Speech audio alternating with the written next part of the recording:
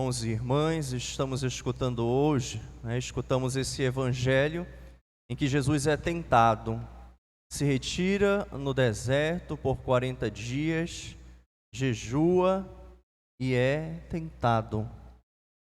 Assim como o Senhor, que é a cabeça da igreja, foi tentado, nós que constituímos o corpo místico de Cristo, que somos membros dessa igreja, seremos também tentados. Ninguém pense que não passamos por tentações, não sofreremos tentações seguindo a Jesus. Pelo contrário, aquilo que acontece à cabeça também acontece aos membros.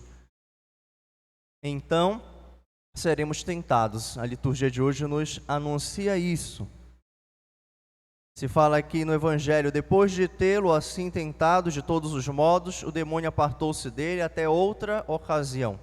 Podemos pensar essa outra ocasião, esse tempo oportuno, como o tempo da paixão do Senhor, a sua crucificação, e também o tempo da igreja. Nós que continuamos sendo tentados, perseguidos, porque seguimos a Jesus.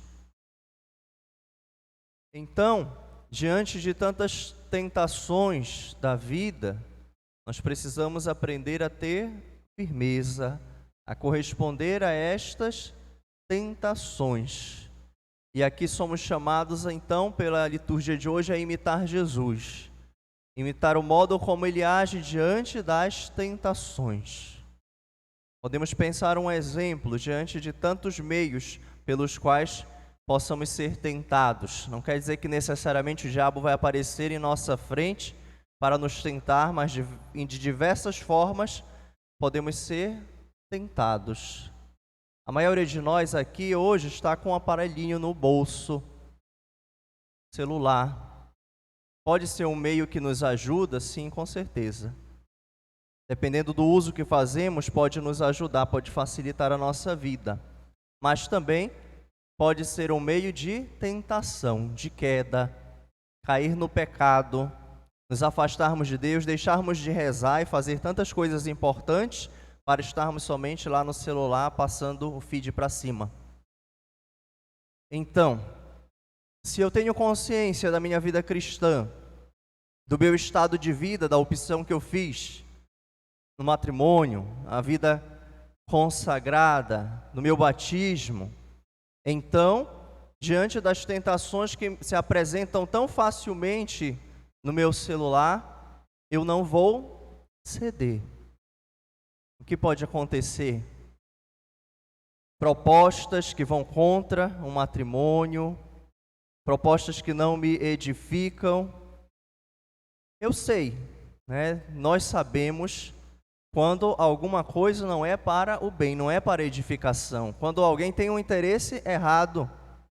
Então, aprender a cortar, bloquear, para salvar algo que é maior, que é essencial, que é o matrimônio, que é a vocação, que é a minha vida cristã. Então, aprender a lidar com essas coisas parece muito atrativo.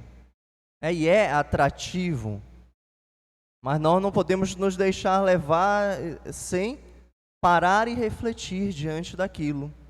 Apertar no freio, voltar, para de fato buscarmos na radicalidade viver nossa vida cristã. Eu falava dessa imitação de Jesus. Quais foram as duas atitudes de Jesus no Evangelho de hoje? Ele não comeu, ele jejuou. Então, jejum. Depois, quando o diabo falava algo, Jesus rebatia com a palavra.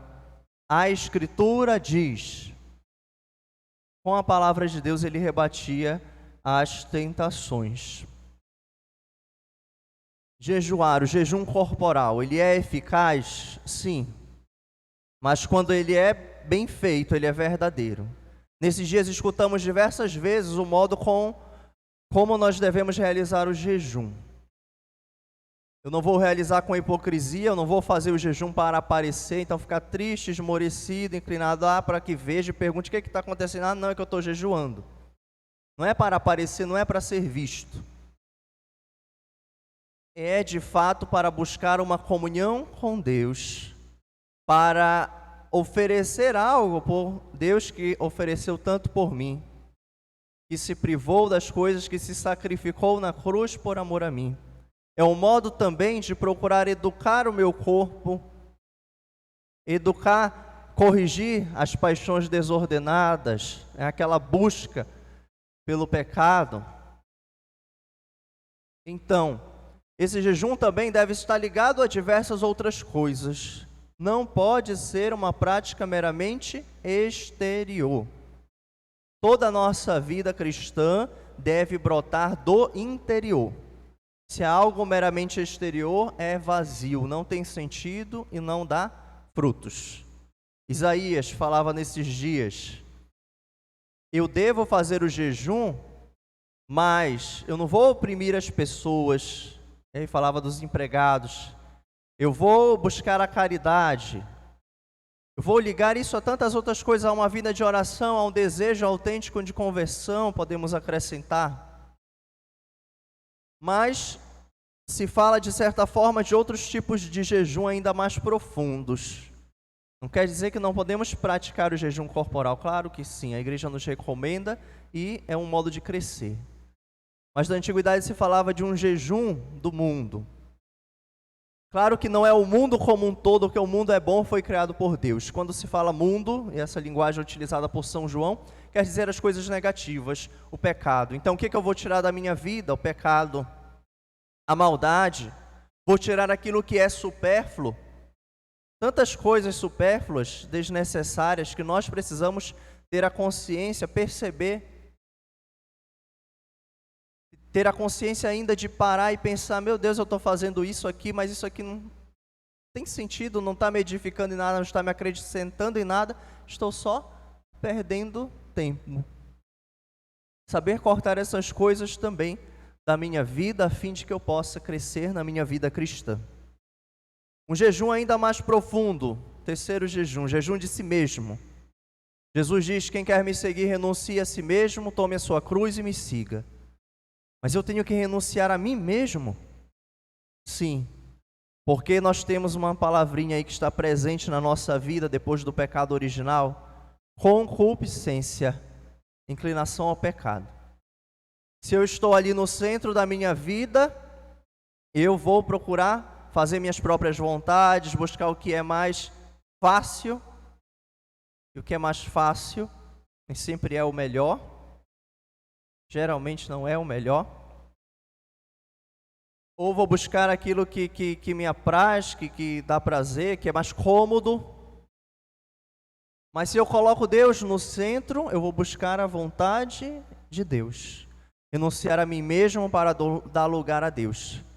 É Ele que sabe o que é melhor para cada um de nós. É Ele que deve, de fato, conduzir as nossas vidas para que não deixemos nos guiar pelas paixões desordenadas. Somos chamados também a buscar a palavra de Deus, assim como o Senhor. Ela que é capaz de cortar, tirar o que é excesso na minha vida, o que é supérfluo, o que não me acrescenta o pecado, é capaz de iluminar, de purificar, de conduzir o nosso caminho. Mas não é considerar a palavra de qualquer jeito. Quantas oportunidades de escutar a palavra? Quantas vezes na missa, nos sacramentos, nos sacramentais, nós escutamos a palavra? Quantas vezes por conta própria buscar ler a palavra de Deus? Até mesmo o celular é um modo de alcançar essa palavra, uma reflexão sobre a palavra, uma formação, uma coisa boa, um modo de utilizar bem o celular. Mas todos esses modos só vão dar frutos se eu não somente ouvir como um ouvinte distraído a palavra de Deus, mas eu deixar essa palavra enraizar o meu coração, dar frutos na minha vida e se tornar concreta, se tornar ação. Esse é o sentido.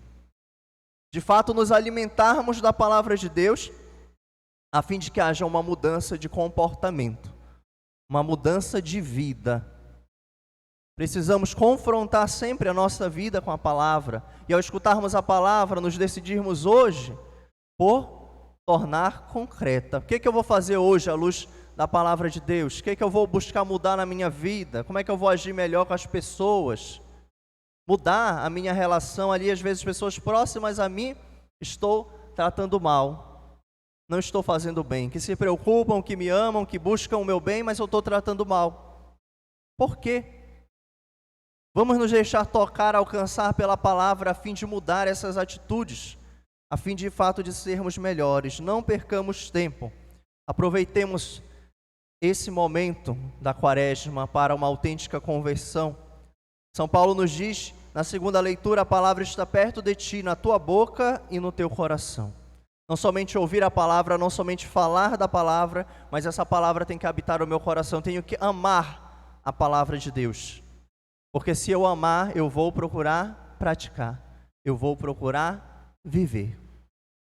Então, nos deixemos alcançar pela graça de Deus, praticar a penitência, exercícios espirituais, a prática da caridade, sobretudo nesse tempo da quaresma, a fim de que sejamos transformados, busquemos a cada dia essa conversão diária, e isso vá se tornando um hábito em nossas vidas, a fim de que sejamos edificados por Deus, vivamos em comunhão com Ele e façamos de fato a sua vontade.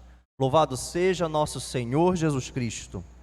Sempre seja louvado. Façamos um instante de silêncio, de escuta da voz de Deus.